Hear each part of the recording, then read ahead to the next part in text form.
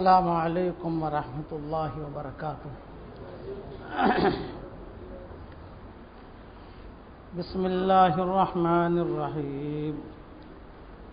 الحمد للہ نحمده ونستعینه ونستغفره ونؤمن به ونتوکل علیہ ونعوذ باللہ من شرور انفسنا ومن سیئات اعمالنا ونعوذ باللہ من شرور انفسنا ومن سیئات اعمالنا ونعوذ باللہ من شرور انفسنا ومن سیئات اعمالنا من يهده الله فلا مضل له ومن يضلله فلا هادي له ونشهد أن لا إله إلا الله وحده لا شريك له ونشهد أن سيدنا ومولانا محمدا عبده ورسوله صلى الله عليه وعلى آله وأصحابه وبارك وسلم تسليما كثيرا كثيرا۔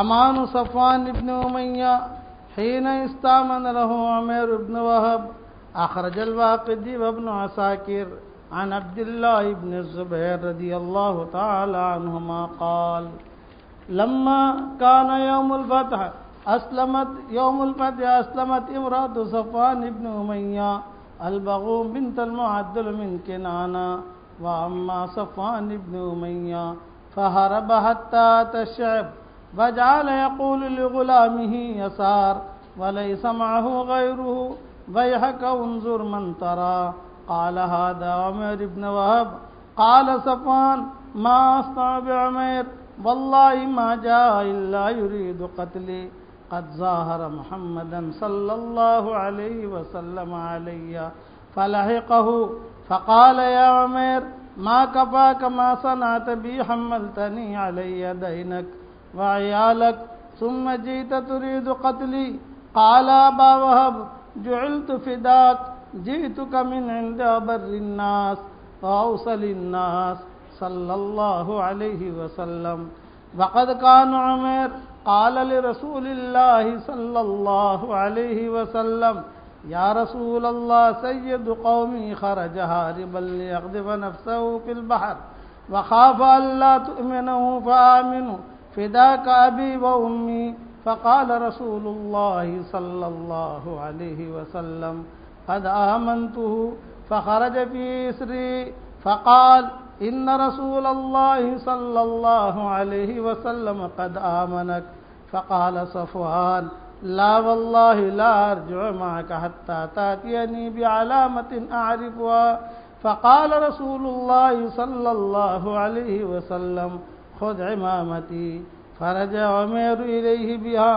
وهو البرد الذي دخل فيه رسول الله صلى الله عليه وسلم يومئذ معتجرا به برد حبرا فخرج عمير في طلبه الثانية حتى جاء بالبرد فقال أبا وهب جئتك من عند خير الناس وأوصل الناس وأبر الناس وأحلم الناس صلى الله عليه وسلم مجده مجدك وعزه عزك وملكه ملكك ابن أمك وأبيك وأذكرك الله في نفسك قال له أخاف أن أقتل قال قد دعاك إلى أن تدخل في الإسلام فإن يسرك وإلا سيرك شهرين فهو أوفى الناس وأبرهم إلى آخر الحديث۔ قابل احترام بھائیوں، دوستوں اور بزرگوں، مضمون چل رہا تھا ایمانیات والی لائن ٹھیک ہو، عبادات والی لائن ٹھیک ہو، اخلاقیات والی لائن ٹھیک ہو، معاشرت والی لائن ٹھیک ہو، معاملات والی لائن ٹھیک ہو۔ یہ 5 لائنیں ہیں ہماری شریعت کی۔ ایمانیات، اللہ کی ذات پر یقین، اس کے خزانوں پر یقین، اس کی طاقت پر یقین، اس کے فرشتوں پر یقین، حضور صلی اللہ علیہ وسلم کی بتائی ہوئی باتوں پر یقین، یہ ایمانیات آ گیا۔ عبادات، اس کے اندر نماز ہے، روزہ ہے، زکوٰۃ ہے، حج ہے، باقی اللہ کے احکامات ہیں۔ یہ عبادتیں آ گئیں۔ اخلاقیات کے اندر خود اپنوں کے ساتھ اخلاق برتنا، پڑوسوں کے ساتھ اخلاق برتنا، ماں باپ کے ساتھ اخلاق برتنا، علماء کے ساتھ اخلاق برتنا، رشتہ داروں کے ساتھ اخلاق برتنا، یہ اخلاقیات والی پوری لائن آ گئی۔ معاشرت یعنی رہن سہن، میاں بیوی کے ساتھ کیسے رہے، بیوی میاں کے ساتھ کیسے رہے، بھائی بھائی کے ساتھ کیسے رہے، اسے معاشرت کہتے ہیں، اسلامی معاشرت۔ اور پھر معاملات یعنی لین دین، کاروباری آدمی کرتا ہے کسی کے ساتھ تو کاروباری ترتیب کیا ہونی چاہیے، کیا کاروبار کیسا ہونا چاہیے، کسی کو ادھار دو تو کس طریقے سے، کسی سے ادھار لو تو کیا ترتیب، اسی طریقے کو کوئی چیز بیچو تو کیا ترتیب، کوئی چیز خریدو تو کیا ترتیب، یہ سارے کے ساری معاملات والی لائن ہے، یہ سارا کے سارا دین ہے۔ تو حضرت رحمۃ اللہ علیہ فرماتے تھے کہ یہ 5 لائنیں اگر کسی کی زندگی میں آ گئی تو اللہ کی مدد کا اس کے ساتھ آنا یقینی ہے 100%، کہ اللہ کی مدد ضرور آئے گی۔ کسی کا ایمان مضبوط ہو، کسی کی عبادتیں بڑھیا ہو، کسی کے اخلاق اونچے ہوں، کسی کا معاشرہ بڑھیا پاکیزہ ہو، کسی کا معاملات بالکل پاک صاف ہوں، تو اللہ کی مدد اس کے ساتھ ضرور آئے گی۔ اچھا، یہ 5 لائنیں سمجھ لو کہ ایک محلے والوں میں آ گئی، اللہ کی مدد ان کے ساتھ آئے گی۔ اچھا، یہ کام کرنے میں ظاہر بات ہے کہ آدمی کو جھیلنا پڑتا ہے۔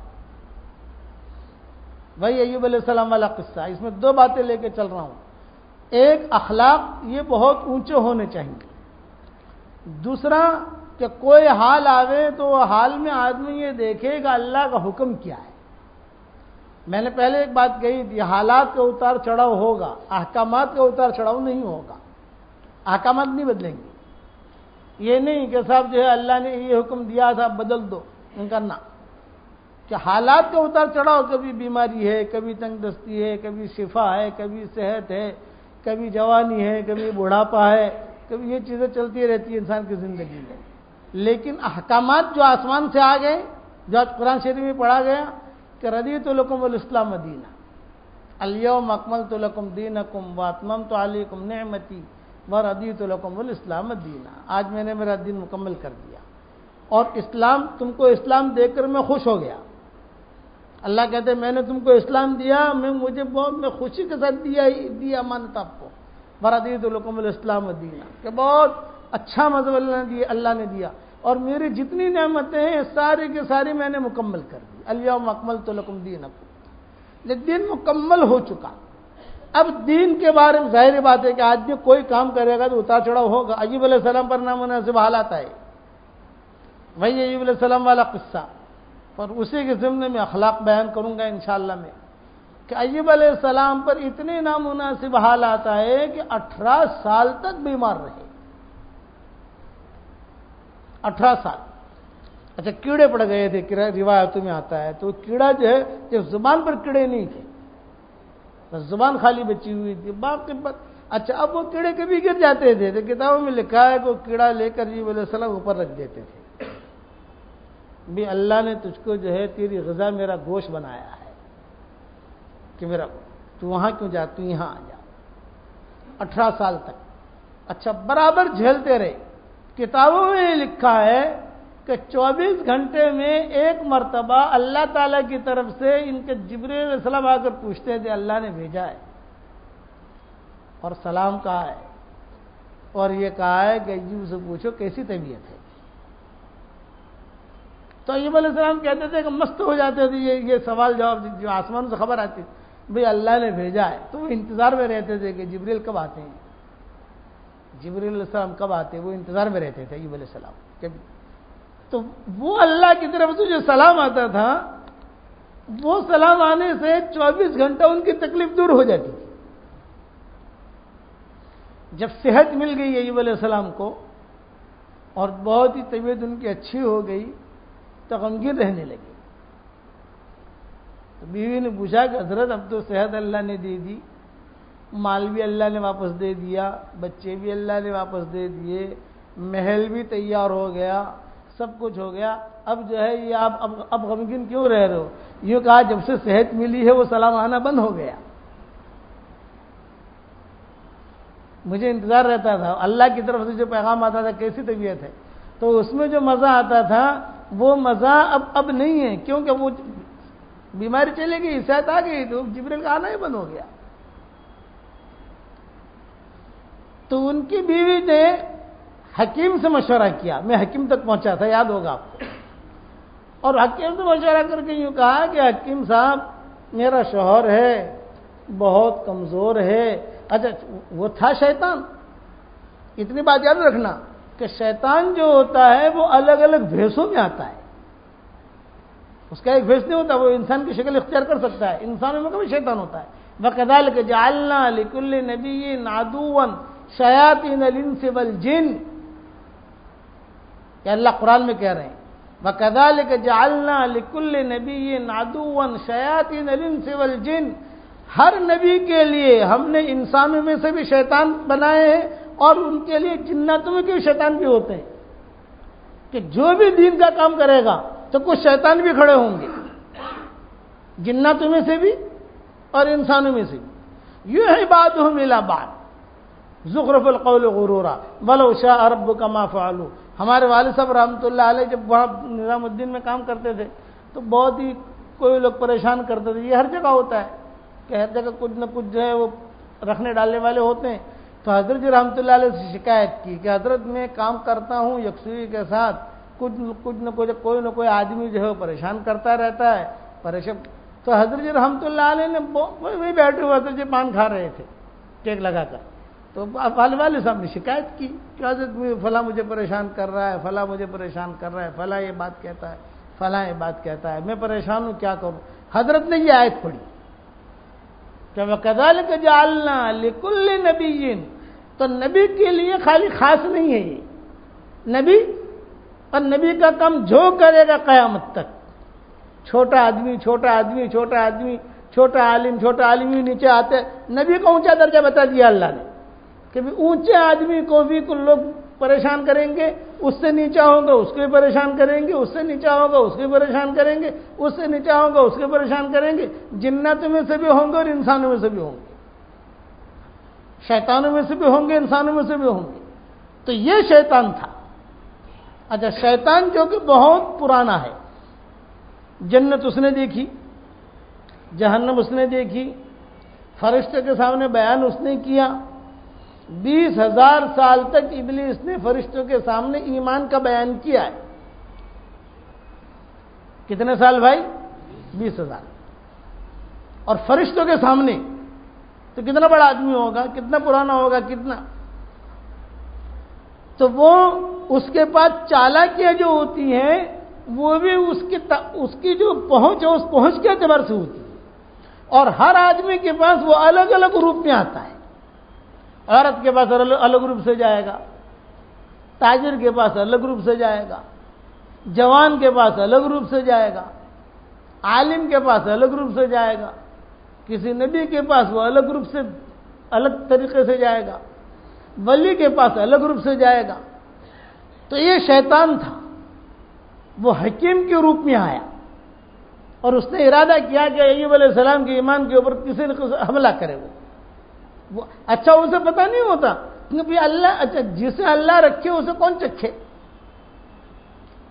کہ جسے اللہ پھر اللہ کی حفاظت میں اگر اس کا نیک بندہ ہوتا ہے تو پھر شیطان کی چالیں نہیں چلتی۔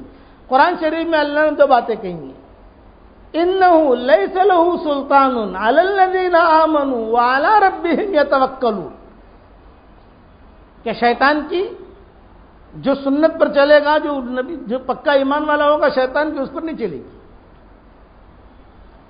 اور شیطان کی کس پر چلے گی؟ انما سلطانہ علی الذین یتولونہ والذین هم به مشرکون، کہ کس پر چلے گی؟ جو نبی جو حکم اللہ کے احکامات سے دور رہے گا اس پر چلے گی۔ اور آئے گا بڑے عجیب و غریب انداز میں۔ حضرت معاویہ رضی اللہ تعالیٰ عنہ کے بارے میں کتابوں میں لکھا ہے کہ حضرت معاویہ رضی اللہ تعالیٰ عنہ کی ایک مرتبہ تہجد کی نماز قضا ہو گئی، یعنی اٹھ نہیں سکے، بہت تھکے ہوئے تھے، وہ اٹھ نہیں سکے۔ دوسرے دن جب صبح اٹھے تو انہوں نے دعا مانگی کہ اللہ پتہ نہیں مجھ سے کیا گناہ ہو گیا، میری تہجد چلے گئی۔ اس زمانے میں تہجد اگر کسی کی جاتی تھی تو وہ بہت استغفار کرتے تھے کہ مجھ سے کیا گناہ ہو گیا جو میری تہجد گئی. آج تو اگر فرض بھی چھوٹ جاوے تو آدمی کو احساس نہیں ہوتا. فجر کے فرض چھوٹ جاوے تو آدمی روتا نہیں اللہ کے سامنے, اور وہاں تہجد کے چھٹنے پر مہینوں روتے تھے. تو حضرت امیر معاویہ بہت روئے. کل تو میں اٹھوں گا. خدا کا کرنا ایسا ہوا کہ مشغولی ایسی تھی, دوسری رات جو ہے امیر معاویہ کی تہجد اور قضا ہو گئی. اب دوسرے دن بہت روئے, اے اللہ پاک 2 راتوں سے تہجد نہیں ہو رہی میری. خدا کا کرنا کہ تیسری رات بھی جو ہے تہجد قضا ہو گئی. اٹھ نہیں سکے, جاگ نہیں سکے. اب تو بہت رونا آیا, بہت رویا اللہ کے سامنے, بہت گر گڑائے. وہ چوتھی رات کو جو ہے وہ ایک دم سے فکر سے اٹھ کے آج تو مجھے اٹھنا ہی اٹھنا ہے. آنکھ لگی اس لیے کہ وہ مارکوں میں, غزووں میں بہت مشغولیت کا ان کا وقت تھا. تو جب وہ یعنی چوتھی رات میں بھی تہجد ان کی جاتی, کچھ آدھ گھنٹہ رہ گیا, ایک آدمی آیا عمامہ پہنے ہوئے, مسواک بھی ہے, آنکھوں میں سرما بھی ہے, اور کہا حضرت اٹھ جائیے تہجد پڑھ لیجیے. امیر معاویہ بہت خوش ہو گئے. ارے اللہ تیرا بھلا کرے, آج بھی میری نماز جاتی, تو یار فرشتہ بن کے آیا ہے آسمان سے. وہ خوش ہوئے اللہ کی مدد. کبھی بتا تو کہاں, تو اچھا امیر تھے, اللہ کبھی کہاں رہتے ہو آپ, کون سے محلے میں رہتے ہو؟ تو اس نے کہا میں جو ہے فرشتہ نہیں ہوں, میں شیطان ہوں. یہ کتابوں میں لکھا ہے کہ میں شیطان ہوں. امیر معاویہ نے کہا کہ اچھا شیطان بھی کبھی تہجد کے لیے اٹھایا کرتا ہے؟ کہا کبھی کبھی ایسا بھی کرتا ہوں. اس نے جواب دیا کہ کبھی کبھی میں ایسا بھی کرتا ہوں. یاد رکھنا. ابھی معاویہ نے کہا کہ ایسا تو نے کیوں کیا, پہلے بتا, بعد میں تہجد پڑھوں گا میں. تو نے ایسا کیوں کیا ہے بتا مجھے. تو اس نے کہا پہلی رات آپ کی تہجد گئی, آپ اتنے روئے کہ آپ کے سارے گناہ اللہ نے معاف کر دیے. دوسری رات گئی, آپ اتنے روئے کہ پورے دمشق والوں کے گناہ جو اللہ نے معاف کر دیے. تیسرے دن گئی, تیسری رات گئی, آپ اتنے روئے کہ پورے شام کے لوگوں کو گناہ اللہ نے معاف کر دیے. آج بھی اگر آپ نہ جاگتے تو آپ بہت زیادہ روتے, تو مجھے خطرہ یہ رہا کہ کہیں پورے حجاز کے لوگوں کو گناہ اللہ معاف نہ کر دے. اس سے اچھا یہ ہے کہ آپ 2 رکعت پڑھ لیجیے. آپ یہ شیطان, کیا ایوب علیہ السلام کی بیوی کے پاس بھی یہی شیطان آیا, یاد رکھنا. اور یہ بڑا خطرناک ہوتا ہے آدمی کو بتا. اسی لیے دیکھیں کہ مثال دوں آپ کو, آپ تنہا گھر میں بیٹھے ہیں, کبھی کبھار داہنی طرف سے کوئی آواز آپ نے سنی, ہوتا ہے کبھی کبھی کہ آدمی گھر میں بیٹھا ہے, داہنی طرف سے کوئی آواز آ رہی, تو علماء نے لکھا ہے کہ فرشتے کی آواز ہے. اور بائیں طرف سے آواز آئی, بیٹھ رہے ہیں, بائیں طرف سے کوئی آواز آ رہی, تو علماء نے لکھا ہے یہ شیطان کی آواز ہے. اور کبھی آواز ایسی آتی ہے کہ کچھ سمت نہیں ہوتی, پتہ نہیں چلتا داہنی طرف سے آ رہی ہے, پیچھے سے آ رہی ہے, آگے سے آ رہی ہے, اوپر سے آ رہی ہے, کچھ سمت اسے پتہ نہیں چلتا. یہ پر سمجھ لو کہ یہ اللہ کی طرف سے ہے. قلنا یا نار کونی بردم وسلاما علی ابراہیم, یہ براہ راست آواز تھی. یہ علماء نے لکھی ہے 3 چیزیں. تو علماء نے لکھا ہے کہ ہمیشہ شیطان جو ہے وہ عجیب و غریب انداز میں آتا ہے. تو یہاں ایوب علیہ السلام کے معاملے میں بھی اسی نے رکھنا ڈالا, حکیم بن کے بیٹھ گیا. اب ظاہری بات ہے کہ عورت پریشان ہے کہ میرا شوہر اتنا بیمار ہے اور کہیں جا نہیں سکتا, تو یہ حکیم صاحب ہے تو ان کی تو گئی وہاں. اچھا علماء نے یہ لکھا ہے کہ جتنا بڑا آدمی ہوگا, جس کی جو پریشانی ہوگی, اس اعتبار سے شیطان وہ شکل میں آئے گا.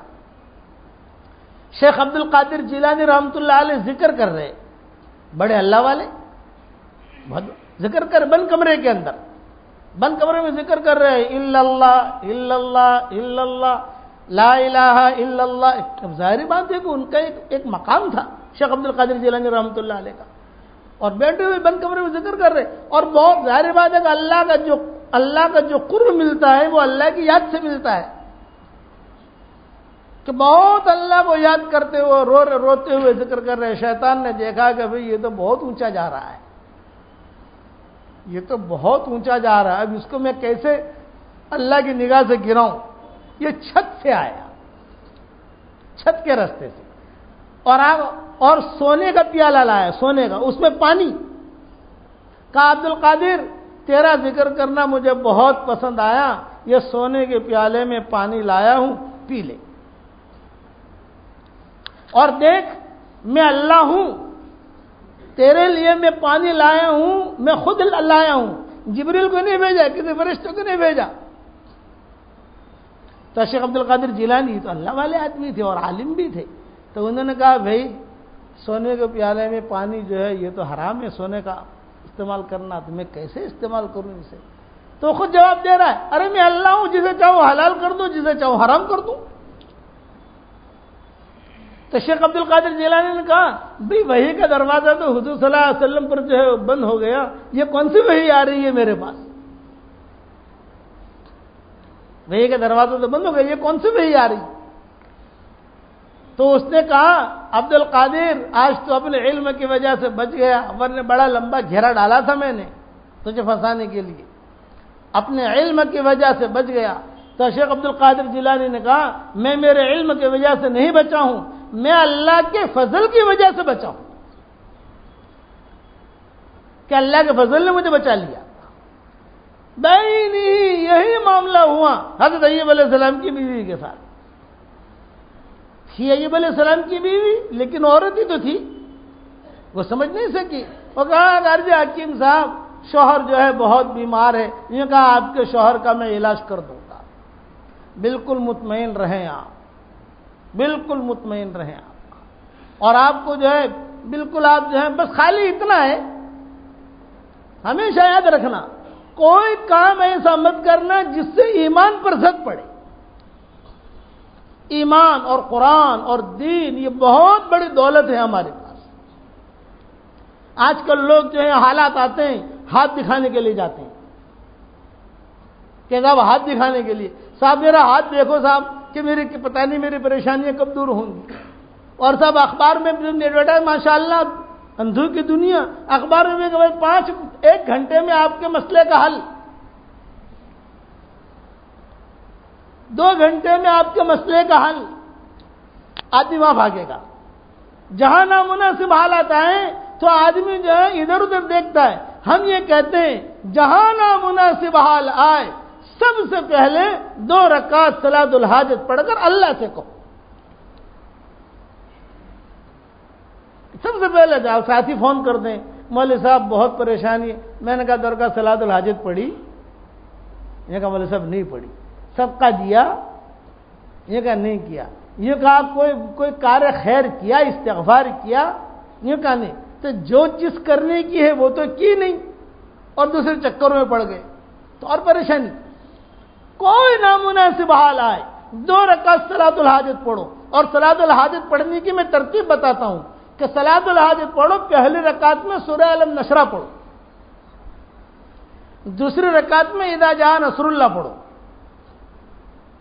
کہ پہلی رکعت میں سورہ الم نشرہ پڑھو اور دوسری رکعت میں اذا جاء نصر اللہ پڑھو، اور پھر اللہ تعالیٰ کے سامنے اپنی حاجت رکھو، اے اللہ میری پریشانی ہے، میری پریشانی دور کر، مجھے فلاں چیز کی ضرورت ہے، فلاں چیز مجھے دے۔ اچھا نامناسب حال آیا، صدقہ کرو، استغفار کرو، کسی بھلے آدمی جو بھلا عالم ہو، اچھا عالم ہو، دیندار ہو، اس سے رجوع کرو، کوئی بھی چیز دیکھو اس سے رجوع کرو، بھائی میرے پر یہ حالات ہیں میں کیا کروں، وہ آپ کی صحیح رہبری کرے گا۔ آپ سمجھیں گے نہیں، یہ خالی اخبار میں دیکھ کر کسی باپوں کے پاس چلے جانا، یہ ایسا ہی ہے جیسے ایوب علیہ السلام کی بیوی، جو شیطان وہ حکیم، وہ ایوب علیہ السلام کے زمانے میں حکیم تھا، وہی حکیم ہوتے ہیں وہ، کہ کچھ نہیں ہوتا، اصل کرنے والے اللہ ہیں۔ کہ دنیا میں جو بھی ہوتا ہے عزت اور ذلت کے نقشے یہ سارے کے سارے اللہ کے ہاتھ میں ہیں، موت و حیات یہ اللہ کے ہاتھ میں ہے، عزت اور ذلت یہ اللہ کے ہاتھ میں ہے، کرنے والے اللہ ہیں۔ اللہ کی عظمت کو خوب بولو، سنتوں پر خوب چلو، ایک ایک سنت کو اپنی زندگی میں لاؤ، ایک ایک سنت کو، کبھی بھی ادھر ادھر کے چکر میں مت پڑو۔ یہ کہا کہ کسی کے بعد جا کر ہاتھ دکھاؤ تو کیا ہاتھ دکھانے سے مسئلہ حل ہو جائے گا؟ شیخ سعدی رحمۃ اللہ علیہ تشریف لے جا رہے تھے، علماء نے لکھا ہے، وہی نجوم میں بیٹھا ہوا لوگوں کی بھیڑ، ایسے لوگوں کے پاس بھیڑ بھاڑ بھی بہت ہوتی ہے۔ صاحب میرا ہاتھ دیکھو صاحب، اب شیخ سعدی رحمۃ اللہ علیہ کو، شیخ سعدی رحمۃ اللہ علیہ بڑے عالم، وہ بھی کھڑے ہو گئے، دیکھنے لگے بھی کیا ہو رہا ہے۔ اب وہ جو ہے وہ لوگوں کا ہاتھ دیکھتا ہے، ہاتھ دیکھ کے کہتا ہے کبھی جو ہے تیری شادی ہو جائے گی اور تیرا قرضہ بھی ادا ہو جائے گا، اور پھر اس سے جو ہے یہ جو میں نے میری کتاب مومن کے ہتھیار لکھی، اس لکھنے کا قصہ کیا ہوا معلوم ہے آپ کو؟ یہ جو مومن کے ہتھیار میں نے کتاب لکھی، نوام مسجد میں بیان کرتا تھا، تو وہاں ایک آدمی میرے پاس آیا اور اس نے آ کر مجھے یوں کہا کہ مولوی صاحب میں بہت پریشان تھا، اور پریشانی کی وجہ جنات جادو اس میں بہت پریشان تھا میں، تو میں اب تک پریشان ہوں، اور مولوی صاحب تقریباً 5 لاکھ روپے خرچ کر چکا ہوں۔ تو میں نے اس کو کہا 5 لاکھ روپے کہاں خرچ کیے تو نے؟ یہ کہا مولوی صاحب تعویذ گنڈوں کے اندر، ادھر ادھر کی باتوں کے اندر، کئی کسی کے بعد چلا گیا تو کسی نے کالی مرغی منگوا لی، کسی نے لال مرغی منگوا لی، کسی نے جو ہے سفید بکرا منگوا لیا، کسی نے منگواتے ہیں نا، کسی نے جو ہے کہا کہ صاحب وہ ذرا فلاں جگہ سے مشک لے آؤ، کسی نے کہا کہ فلاں جگہ سے عنبر لے آؤ، اچھا جہاں وہ عنبر لے، اچھا دکان کا نام بھی بولے، دیکھ مشک جو ہے کسی کے پاس اچھا نہیں ملتا، فلاں جگہ سے ہی لانا، اور کہیں مت جانا، تو اس میں ان کا بھی کچھ گڑ جوڑ ہوتا ہے، کہتا وہاں سے لانا، یعنی ان سب میں سنتا رہا اس کا، مولوی صاحب 5 لاکھ روپے میرے خرچ ہو گئے ہیں، میری پریشانی دور نہیں ہوئی۔ تب میں نے یہ مومن کا ہتھیار لکھی، یہ ذریعہ بنا وہ آدمی۔ میں نے کہا تو فکر مت کر، میں کتابچہ چھوٹا سا بناتا ہوں۔ اچھا وہ آدمی نے جب کتابچہ پڑھنا شروع کیا، ظاہری بات ہے کہ اللہ کے حضور صلی اللہ علیہ وسلم نے بھی جادو سے حفاظت کی چیزیں بتائی ہیں، جنات سے حفاظت کی چیزیں تو حضور صلی اللہ علیہ وسلم نے بتائی ہیں، شیطان کے شر سے بچنے کی چیزیں جو حضور نے بھی بتائی ہیں، تو میں نے کہا میں امت کو اس پر کیوں نہ لامے ہم، ادھر ادھر کی باتوں پر لے جاؤ۔ وہ پڑھا اس کو، تو میں نے کہا دیکھ یہ کتاب چاہے تیرے لیے میں تیار کیا ہے، تو اس کو پڑھنا۔ خدا کا کرنا ایسا ہوا، مہینے کے بعد آیا، اس نے کہا کہ مولوی صاحب ساری پریشانی اللہ نے دور کر دی۔ میں نے کہا پیسہ کتنا خرچ ہوا؟ یہ کہا مولوی صاحب زیادہ زیادہ 10 روپیہ۔ 10 روپیہ کہا وہ پیٹرول کا آنے کا جانے کا کہیں سے آیا ہوگا۔ میں نے کہا دیکھ ابھی اس کو تھامے رہی ہو۔ پھر میں نے اس کی تصحیح کر کے اس کو اس کے ڈھنگ سے کر کے پھر چھاپنے کے لیے دی۔ اس وقت میں یہ کتاب الحمدللہ کئی زبانوں میں چھپ گئی، کئی زبانوں میں، اور سب سے زیادہ چل رہی ہے حجاز میں، مکہ میں، مدینہ میں۔ یہ رمضان کا مہینہ چل رہا ہے نا، وہاں لاکھوں پیس تقسیم یعنی چھاپ کر عرب حرم میں تقسیم کرتے ہیں۔ ہم سب سعودی ایئر لائن سے جا رہے تھے، ٹیک آف کے بعد جو ہے ایک آدمی کھڑا ہوا اور کھڑے ہو کر اس نے ہماری کتاب ہم کو ہدیہ دی، سب کو بانٹنے لگا، بھئی یہ کتاب لو، یہ کتاب لو۔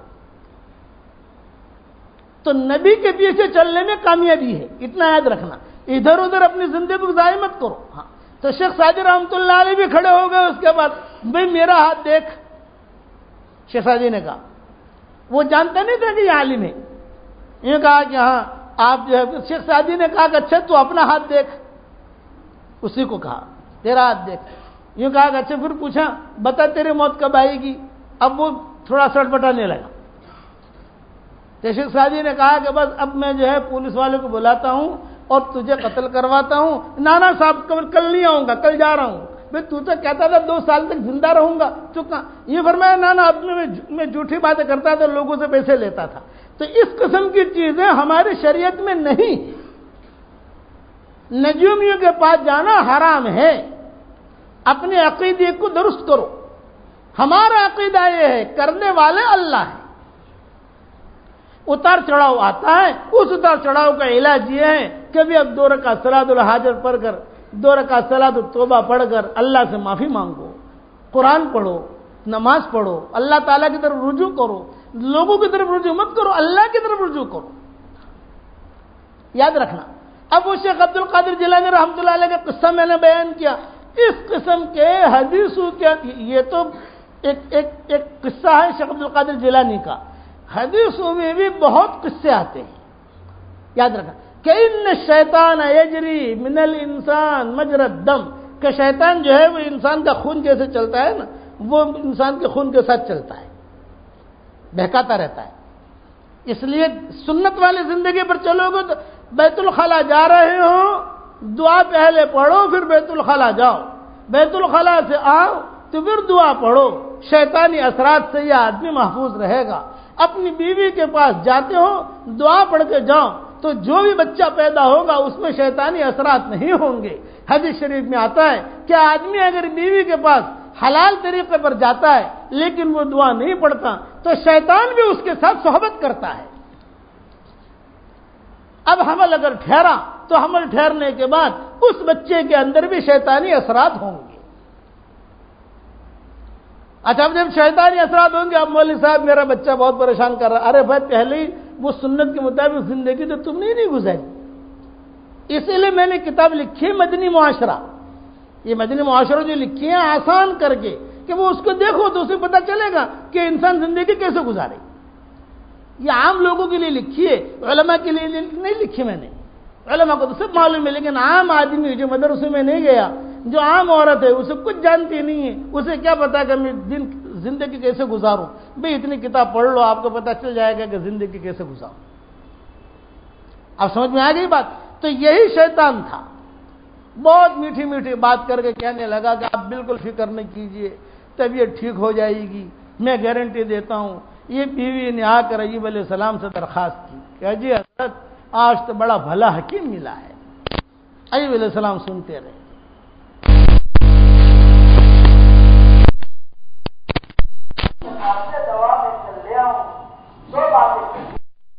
ایک بات تو یہ کہی ہے، کبھی تمہارے شوہر سے کہنا میرے نام پر ایک چڑیا ذبح کر دیں۔ ایوب علیہ السلام نے کہا انا للہ و انا، تو اس کے نام پر چڑیا ذبح کروں؟ میں تو اللہ کے نام پہ ذبح کرتا ہوں، اس کے نام پر کیسے؟ اور دوسرا یہ کہا ہے کہ ہاں مجھے شفا ملی اس دوا سے۔ کبھی بھی مت کہو کہ اس دوا سے مجھے شفا ملی، یہ ڈاکٹر کی دوا سے شفا ملی، اللہ نے شفا دی ہے، اللہ نے اس کو ذریعہ بنایا۔ ایک بہت بڑے اللہ والے تھے، جب ان کا انتقال ہوا یوں کہا کہ تم کیا لائے ہو؟ یوں کہ ایمان لائے ہوں۔ تو کتابوں میں لکھا ہے یہ قصہ، یہ کہا ایمان کیسے لائے؟ ایک دن تم کو دست آ گئے تھے، تم نے لوگوں سے یوں کہا میں نے دودھ پیا اس لیے دست آئے۔ تو دودھ کی وجہ سے آئے یا میرے حکم سے آئے تھے؟ دودھ پینے کی وجہ سے دست نہیں آتے، اللہ چاہتا ہے تو آتے ہیں۔ اللہ جو چاہتا ہے وہ زمین پر ہوتا ہے۔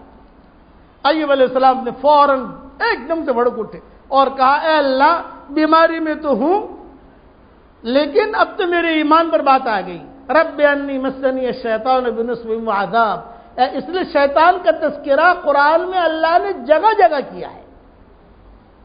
یاد رکھنا، شیطان کی پوری تاریخ ہے، اس کے بچوں کی تاریخ، اس کی شادی کی تاریخ، اس کی پوری تاریخ ہے، لیکن اس تاریخ میں نہیں جانا۔ شیطان اور جنات کا تذکرہ اللہ نے قرآن میں جگہ جگہ لوگوں کو بتایا ہے کہ دیکھو تمہارا دشمن ہے، لوگوں دیکھو تمہارا دشمن ہے، اس سے بچنا۔ اچھا، اب جب ایوب علیہ السلام نے دعا مانگی رب انی مسنی الشیطان بنصب وعذاب، دوسری جگہ پر میں رب انی مسنی الضر وانت ارحم الراحمین۔ ایک وظیفہ بتا رہا ہوں، کوئی بھی آدمی بیماری میں مبتلا ہو یہ دعا 7 مرتبہ پڑھ کر اپنے پر دم کرے، رب انی مسنی الضر وانت ارحم الراحمین، رب انی مسنی الضر وانت ارحم الراحمین، رب انی مسنی الضر وانت ارحم الراحمین۔ تو علماء نے لکھا ہے کہ بہت تجربے کی بات ہے کہ کئی لوگوں کو اللہ نے شفا دی۔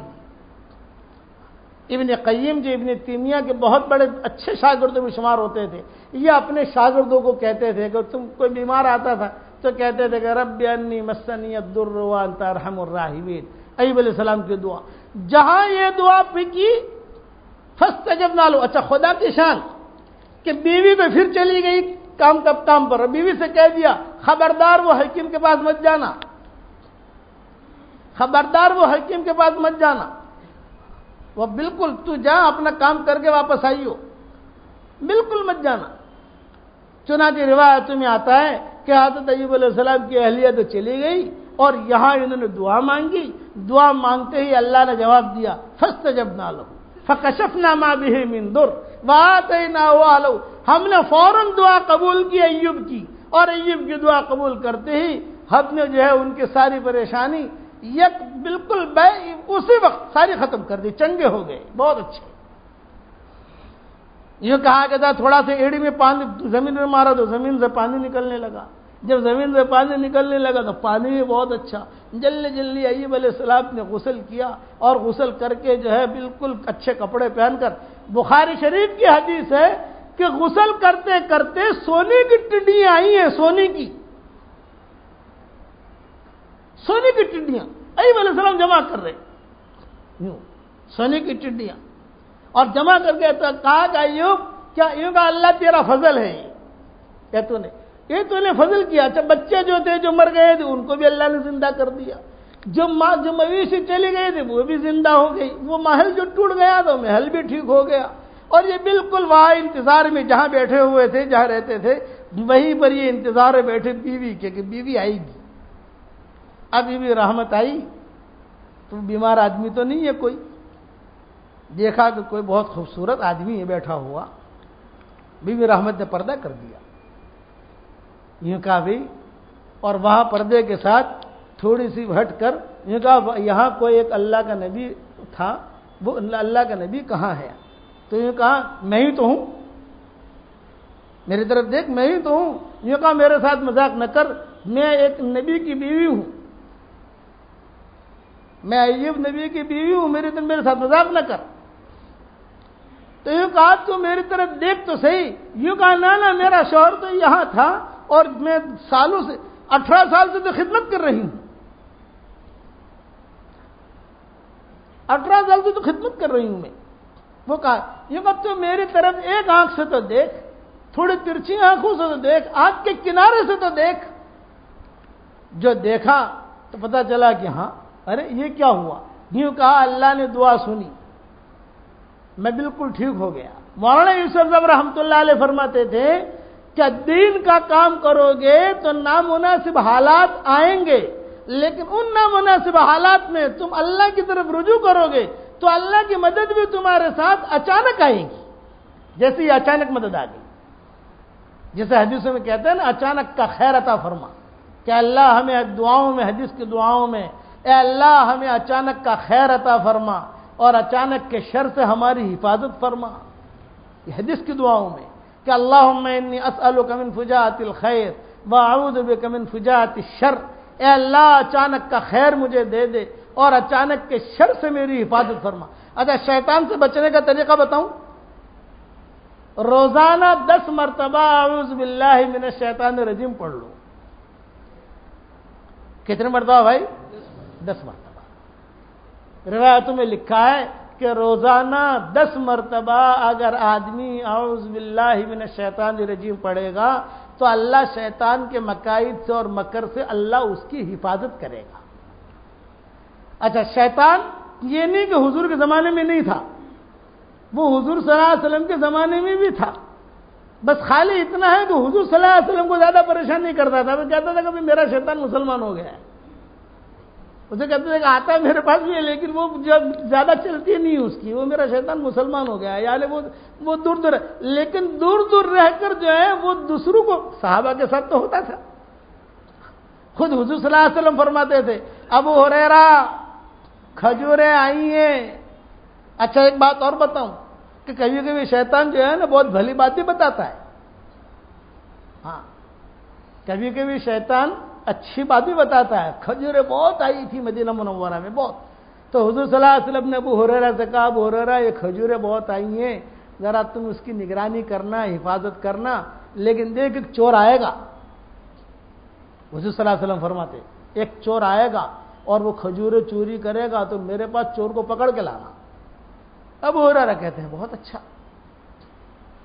اب ابو ہریرہ اپنے کھجوروں کی حفاظت میں لگے۔ اس زمانے میں جب کھجوریں بہت آتی تھی تو کھجوریں جب آتی تھی کھجوریں تقسیم کرنی ہے تو کیا کرتے تھے؟ مسجد نبوی کے باہر زمین میں کھجوریں ایسے پھیلا کے رکھ دیتے تھے، یہ ترتیب بھی ڈالو یہاں جتنی ڈالنی اتنی، کوئی مکان چھوٹے چھوٹے ہوتے تھے، پھر حضور صلی اللہ علیہ وسلم اپنی ترتیب سے ان کھجوروں کی تقسیم کرتے تھے۔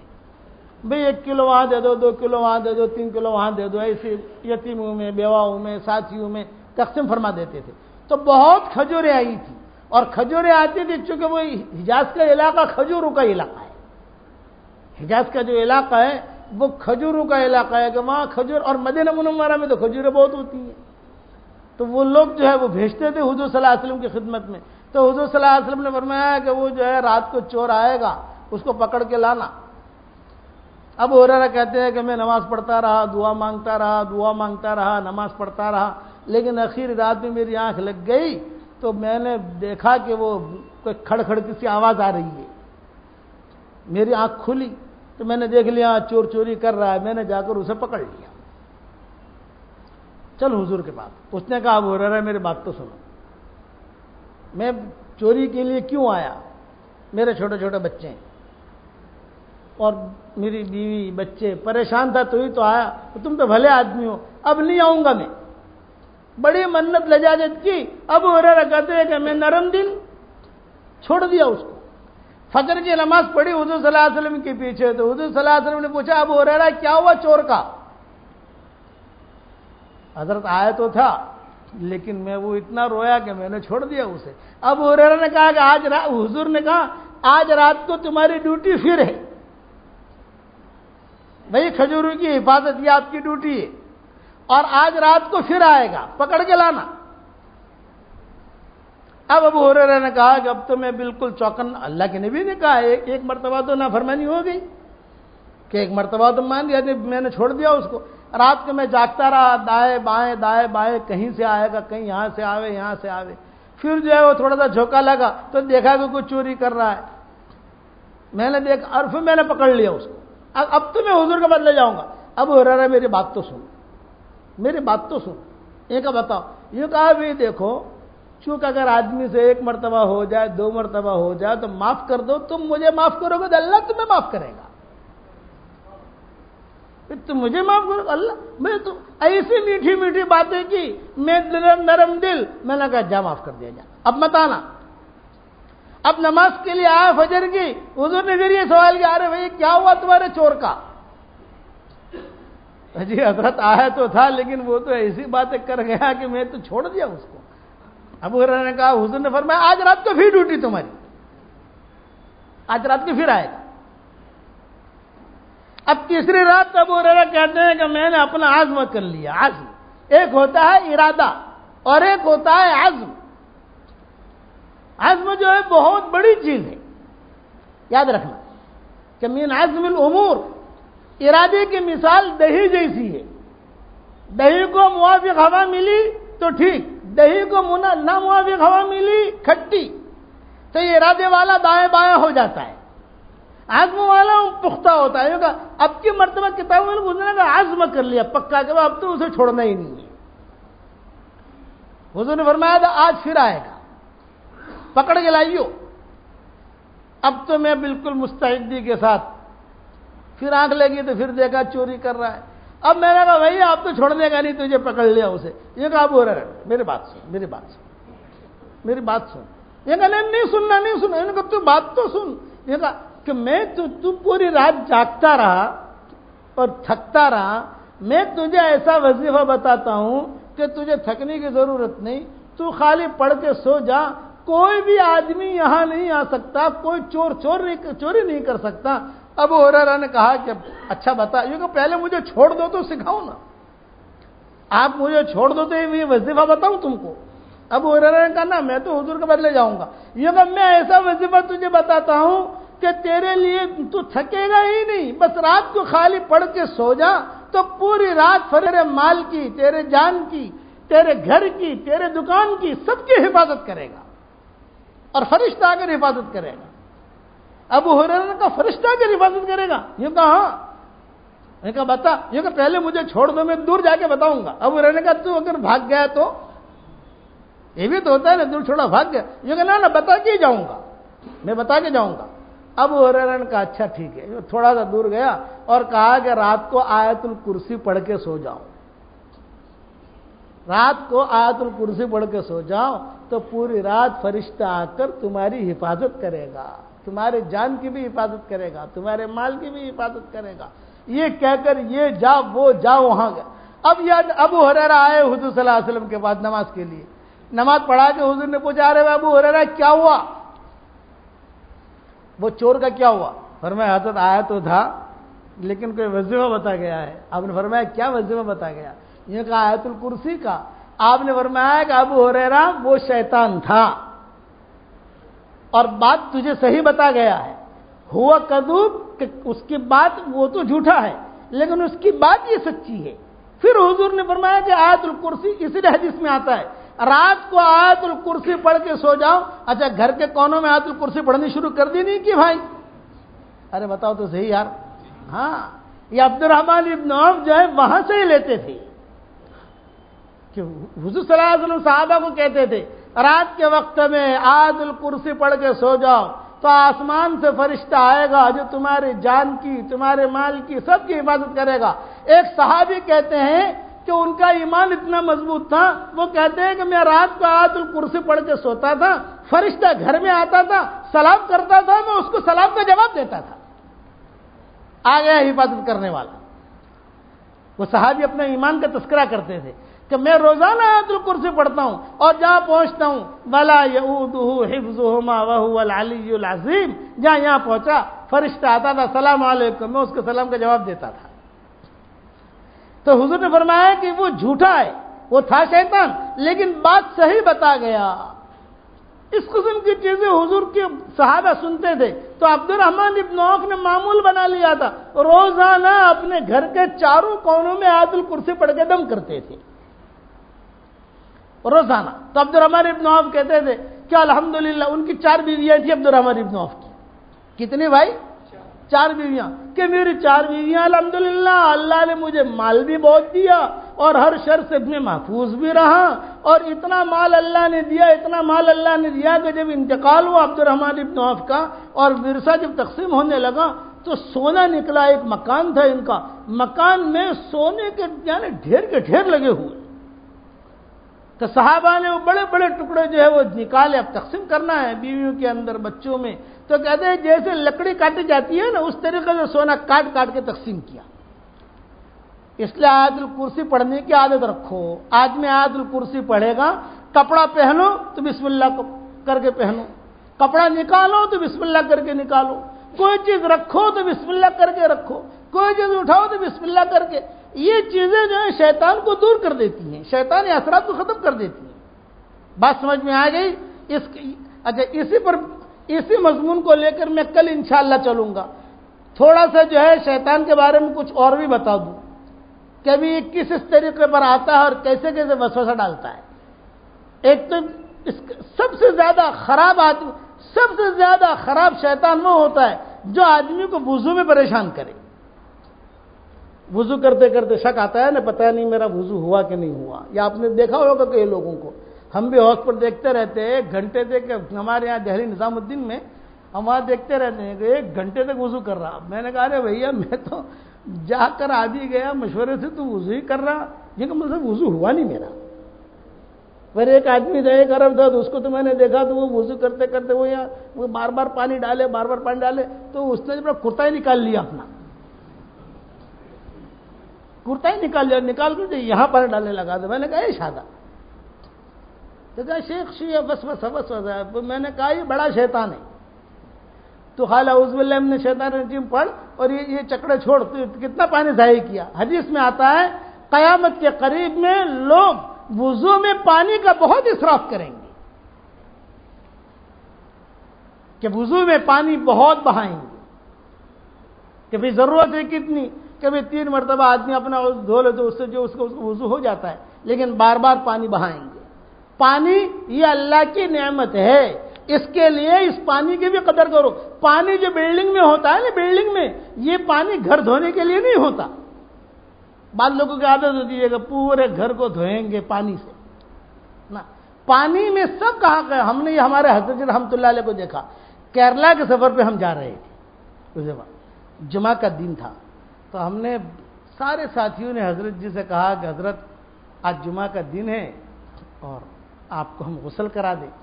حضرت نے کہا حضرت کہتے نہ بھائی حضرت اس میں کیا حرج ہے؟ یہ فرمایا یہ پانی جو ہے یہ سارے مسافروں کا حق ہے،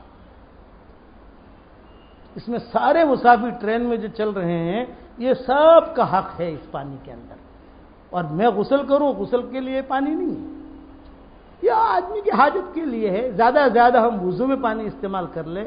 کل قیامت کے میدان میں اگر میں غسل کروں گا تو گویا کہ میں نے حق تلفی کی ان لوگوں کی، تو آپ کی بلڈنگ میں جتنے لوگ رہتے ہیں وہ بلڈنگ میں اس پانی میں اس بلڈنگ والوں کا سب کا حق ہے۔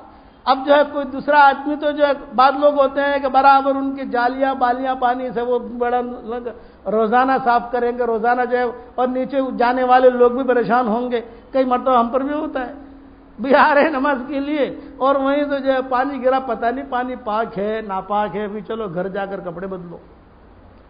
یاد رکھنا پانی ایک اللہ کی امانت ہے، اور یہ جس بلڈنگ میں آدمی رہتا ہے اس بلڈنگ والوں کا سب کا حق ہے، جتنا جو ضرورت کی تمام ضرورت کی چیز ہے، کھانا ہے، پینا ہے، استنجا ہے، غسل ہے، وضو ہے، کپڑے دھونا ہے، یہ ضرورت کی چیزیں ہوتی ہیں۔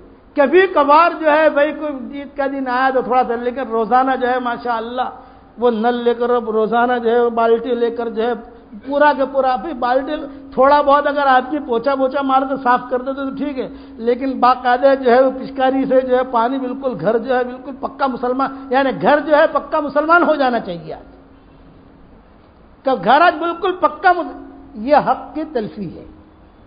یاد رکھنا اللہ کی طرف سے حقوق ہیں، ان حقوق کی رعایت رکھو گے انشاءاللہ بھائی۔ اب کل کا وظیفہ بتا دیتا ہوں، یا سمد یا وتر، سمجھ گئے؟ کل کتنی مرتبہ پڑھنا ہے بھائی؟ 1000 مرتبہ، یا سمد یا وتر۔ اور ایک وظیفہ بتاتا ہوں کہ آپ جو ہے آیت الکرسی تو گھر کے کونوں میں پڑھتے ہوئے، اب عبد الرحمن ابن عوف کا معمول تھا، حدیثوں میں نہیں ہے، حدیث کہہ کر آگے مت بڑھانا۔ حضرت عبد الرحمن ابن عوف پڑھا کرتے تھے اور ساتھیوں کو کہا بھی کرتے تھے، دیکھو میں پڑھتا ہوں مجھے بہت فائدہ ہے، بھی تم بھی پڑھو تم کو بھی فائدہ ہوگا۔ اسی طریقے سے بعض علماء نے لکھا ہے، یہ عبد الرحمن ابن عوف کا معمول نہیں ہے، دوسری چیز جو بتا رہا ہوں، بعض لوگ بہت پریشان ہیں کاروباری لائن میں، اور بہت پریشان ہیں بیچاروں کے کاروبار نہیں ہے، ان کی یعنی بچے بہت ہیں، خرچے بہت ہیں، تو اس کے لیے علماء نے لکھا ہے کہ اگر روزانہ یا رزاق کو 10 مرتبہ گھر کے چاروں کونے میں آدمی پڑھ لے تو اللہ اس کے روزی میں بہت برکت دے گا۔ کتنی مرتبہ پڑھنا ہے بھائی؟ 10 مرتبہ۔ جیسے ہماری مہندی مسجد ہے، یہ دیکھو یہ کونا، یہاں 10 مرتبہ یا رزاق کو پڑھ لیا، یہاں 10 مرتبہ پڑھ لیا، وہاں 10 مرتبہ پڑھ لیا، وہاں 10 مرتبہ پڑھ لیا، بس۔